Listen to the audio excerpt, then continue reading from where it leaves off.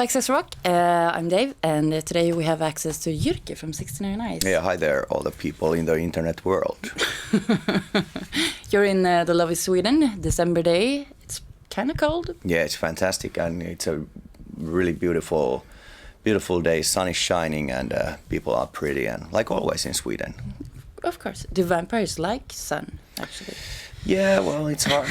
These days are hard, but you know, it's the darkest period of the year, so these are the days of my life. Yes. Best days. But I actually, to be honest, I was born in October, so I really like the fall. That's probably the reason, you know. Like I was born in darkness, so that's funny. But still, you know, I really like October and November and of course December because of waiting for the Christmas and because of the lights. I mean, so I really like the darkness. I was going to ask you actually, how do you spend Christmas? How do you celebrate? I haven't, like in the regular Scandinavian way, but I haven't decided to do anything special. Sometimes I've been traveling to some exotic location, but this time I'm going to stay home. We are talking about the record 10. Or X. Or X. 10th. 10th. I don't. I think the name is X. But X. I mean X. But X also symbolizes the Roman number 10th. Yes. So since it's a 10th album. Yes. And that this record is actually made here in Stockholm. So recorded and mixed and mastered and everything.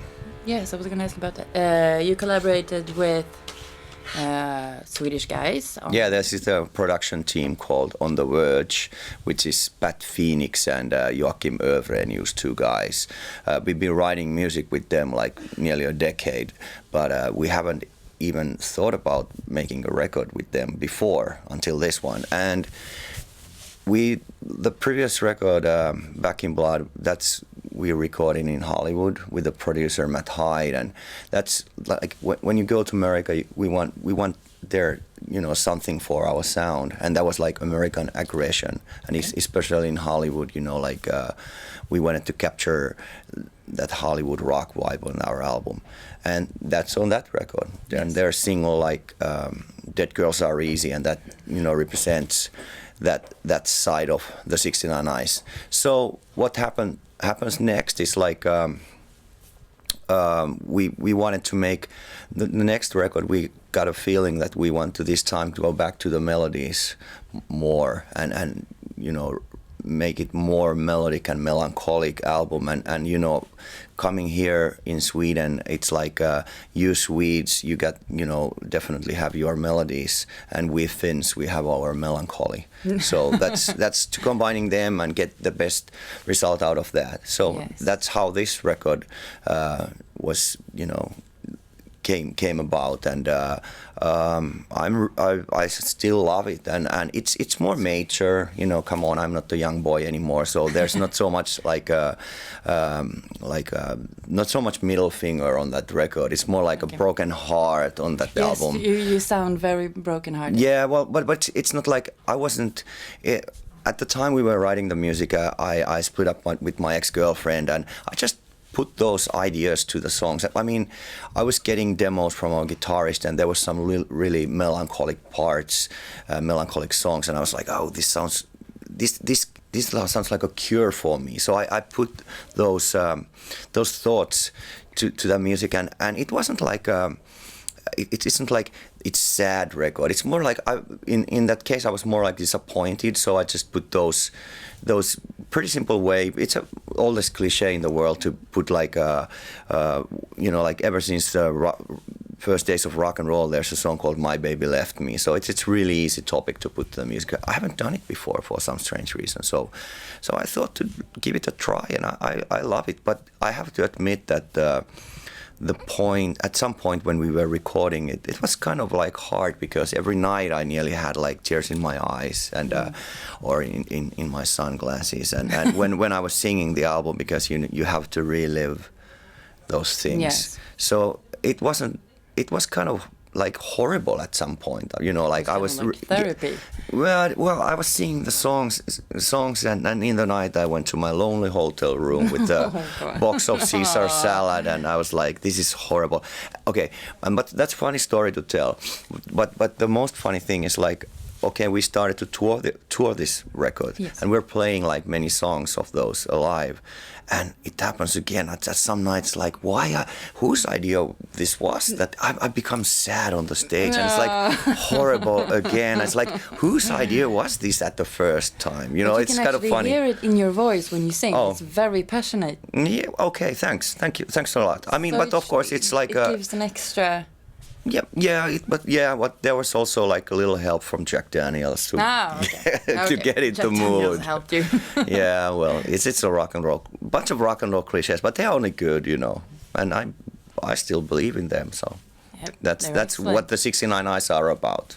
Nothing like really new. We're not gonna change the world. We're gonna just like keep the good old days of rock and roll alive. But it still sounds fresh. Yeah, and you've thanks. just the single Red has climbed the highest on the Finnish charts. Yeah, that's ever, crazy. Right? Yeah, exactly. It's like it was like something like the second most played song on all the Finnish radio stations like a couple of weeks ago, and it was everywhere. You know, like wherever the radio was on, and you walk around Helsinki, it was everywhere, and that's something which hasn't happened for us before. We of course we had radio hits in Finland since we are a mainstream band there, but now we took that to a new level as well, and that was like one of the main purposes. I mean.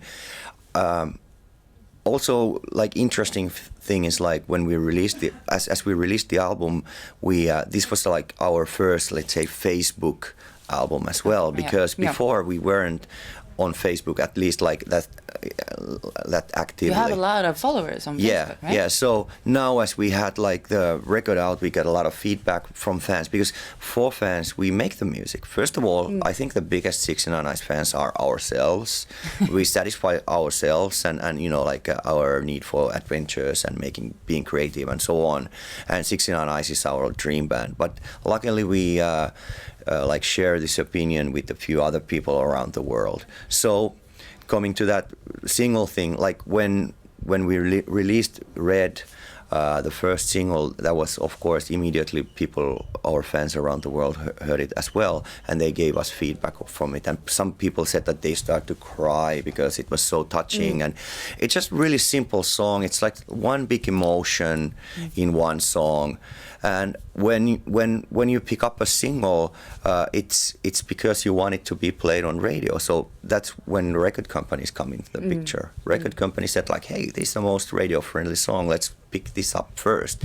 And it was funny, like there was even some feedback from some fan, like, oh no, it sounds like typical radio single. And I was just scratching my head like, hold on, if you release a single, I mean, weren't you supposed to have a single played on radio or high school dance or somewhere? I mean, even Dark Throne, when they release a single, they expect that to be played at least some metal club underground. So, you know, but anyways, it's great to interaction between fans, and fans seem to love this album, and also it's great to play live. And we're just finishing the tour in Finland, where we actually had at some shows we had like a really cool Swedish how should I say, aggressive hate glam band, Baby Jane from Gothenburg as our support band, and I have great news that we're coming to finally, we're doing a quick European tour, but finally we come all the way to Sweden, all the way to play here in March. We're going to play in excellent, in Stockholm, Gothenburg, and Malmö, and we're going to have like already, like I mentioned, also our Swedish friends, Baby Jane, to support us. Support again. Yeah, so it will be a great tour, exciting times, good parties, and before and after show and all the time. Yes, and you play Skogsröt, of course. Oh yeah, in and hopefully some other summer festivals as well. You released a second single, Borderline. Yeah. And the video is great. Thank you. How important is the visual part of 69 Eyes? Of course, it's like part always been part of what we've been doing. And when it comes to the videos this time, as the album is like made in Sweden, it was natural, like and really our intention to have like a Swedish director as well. So Patrick Juleus has been like in touch with us for also a decade, and but we have decided always to go to Hollywood to party and make a videos with BAM. So they haven't had the right time to do with Patrick, but right now there was. So we did the first video with him in Gothenburg, and that was like the visual idea for that video was like a girl with a dragon tattoo, especially the American movie, which I really liked, because I loved the way Stockholm was filmed in American movie. That's why I really like that, like more than the original ones.